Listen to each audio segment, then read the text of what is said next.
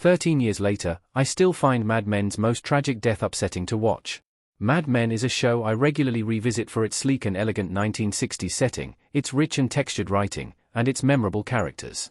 From Don Draper, John Hamm, to Peggy Olson, Elizabeth Moss, to Roger Sterling, John Slattery, Mad Men's stylish depiction of Madison Avenue advertising is a window into a lost, and sometimes alien, world.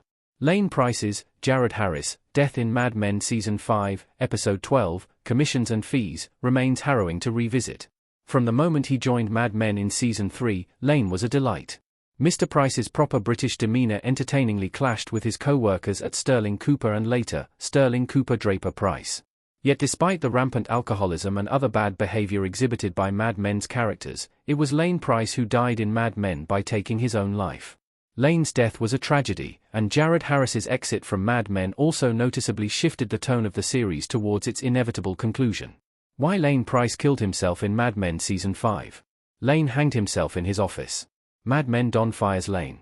Lane Price hanged himself in his office at Sterling Cooper Draper Price in Mad Men Season 5, Episode 12, Commissions and Fees. Worse, Lane's suicide came after a previous failed attempt at carbon monoxide poisoning in his new Jaguar, a gift from his wife, Rebecca Embeth Davids.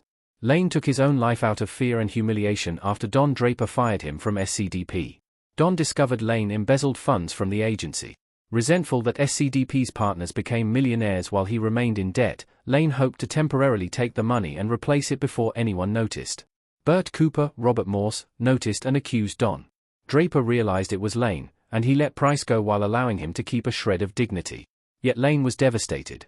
Matthew Weiner hasn't publicly stated why he chose to kill off Lane Price in Mad Men Season 5, though Jared Harris told Variety that "I literally fell off my chair laughing because I knew how clever it was." It was an amicable exit from Mad Men for Jared Harris, though no less heart-wrenching for Lane Price and for viewers. Lane Price was only in 3 seasons, but he was one of Mad Men's best characters. Mad Men changed after Lane Price died. Lane Price looking smug on Mad Men.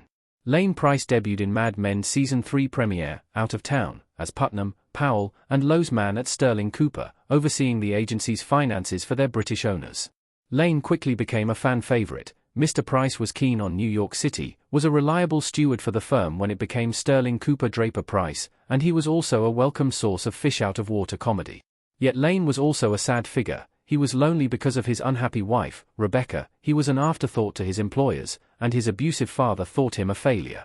Mr. Price briefly dated a bunny at the Playboy Club, but his attraction to Joan Harris, Christina Hendricks, went unrequited. Despite everything Lane sacrificed for SCDP, he never felt appreciated or properly compensated financially.